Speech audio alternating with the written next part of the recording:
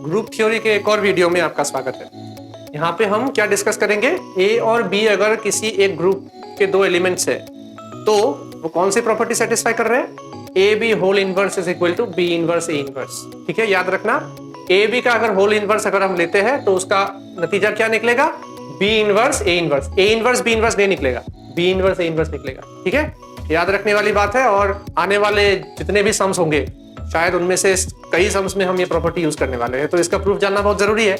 तो इसको कैसे हम सॉल्व करेंगे देखते हैं। देखिए, सबसे पहले हम जब इनवर्स के बारे में पढ़े थे ग्रुप के, तब हमने क्या कहा था कि अगर a dash is equal to e is equal to a dash a होता है तो हम क्या कहते हैं कि a dash is the inverse of ए।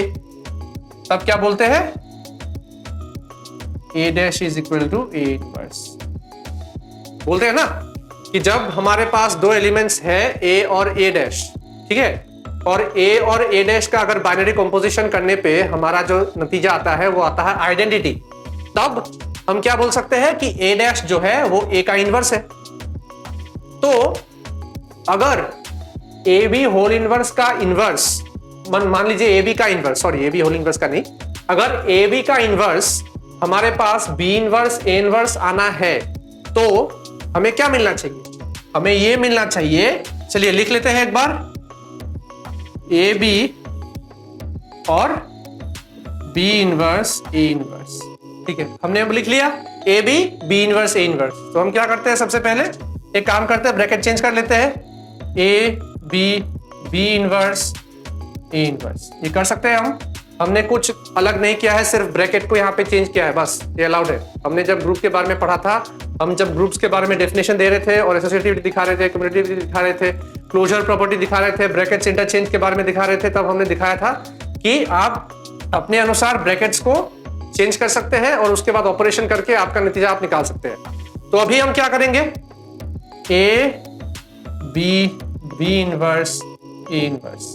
ठीक है, ये करेंगे। क्यों करेंगे, हम बी और बी इनवर्स के ऊपर ब्रैकेट डाल रहे हैं। और बी इनवर्स क्या होता है, बी का इनवर्स होता है। तो किसी भी एलिमेंट को अगर उसके इनवर्स के साथ आपने बाइनरी कंपोजिशन कर दिया, कितना निकलेगा, आइडेंटिटी आएगा, ए ई ए इनवर्स। ठीक है, ई क्या है, ग्रुप का आइडेंटिटी एलिमेंट है। उसके बाद ए ई करोगे, ए का मतलब क्या है, ग्रुप का एलिमेंट, ई क्या है, ग्रुप का एलिमेंट, आइडेंटिटी है। तो ए और ई का बाइनरी कंपोजिशन अगर आप करोगे तो नतीजा क्या निकलेगा, ए निकलेगा। क्योंकि हम पढ़े थे जब ई आइडेंटिटी होता है और ए एक एलिमेंट होता है तो a e equal to a equal to e ए।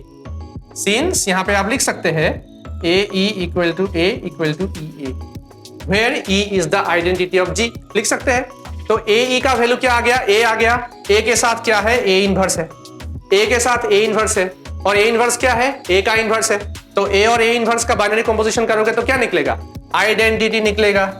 हम पढ़े थे a inverse is equal to e is equal to a inverse a, हम पढ़े थे जब हम कर रहे थे आइडेंटिटी क्या होता है, उसके बाद इनवर्स क्या होता है, जब डेफिनेशन दे रहे थे तब हमने ये बताया था।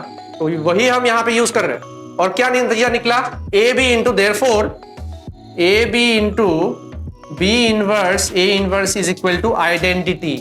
तो इससे हम क्या लिख सकते हैं, जब दो एलिमेंट्स का हम बाइनरी कंपोजिशन कर रहे थे, नतीजा क्या निकला, आइडेंटिटी निकला। तो इससे हम क्या लिख सकते हैं, B inverse A inverse is equal to A B whole inverse. तो हो गया हमारा प्रूफ समाप्त यहाँ पे। ठीक है, देख लीजिएगा कैसे हमने किया है। हमने ये वाला डेफिनेशन यूज किया है इनवर्स का। तो इनवर्स का ये वाला डेफिनेशन यूज करने के बाद हमें पता चला कि अगर हम दिखा देते हैं कि a B B inverse A inverse is equal to e, तो हमारा काम हो जाएगा। तब हमने वही दिखाया। ठीक है, और हमारा नतीजा क्या निकला, B inverse A inverse is equal to A B whole inverse. तो ये वाला प्रॉपर्टी जो है बहुत ही इंपॉर्टेंट प्रॉपर्टी है, इंपॉर्टेंट, हर वक्त आपको ये याद रखना है। तो प्रूफ एक बार फिर से देख लीजिएगा, जिसको नोट डाउन करना है नोट डाउन कर लीजिएगा। और अगर आपको वीडियो अच्छा लगा तो लाइक कीजिएगा, चैनल को शेयर कीजिएगा, सब्सक्राइब कीजिएगा, अपने दोस्तों को भी बताइएगा। Thank you.